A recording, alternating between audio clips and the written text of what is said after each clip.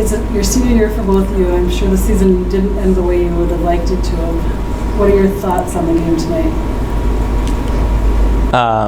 Well, I mean, I'm not an all-star at basketball. It's fun to be able to support these guys, especially when Kenny goes off, and he's going on to 4 more years of basketball at least. So, yeah, and you said it didn't end the way we wanted it to, but it's fun to get in when I can and otherwise support these guys.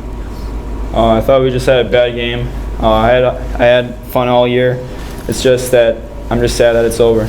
And I know all of us had fun, and at the end, I think that's all that matters. And do you have any advice to the underclassmen? Oh, just enjoy it. You got 4 years of high school. Love every minute of it. Yeah, just to enjoy it. Like John said, it honestly flew by so quick. I miss it already.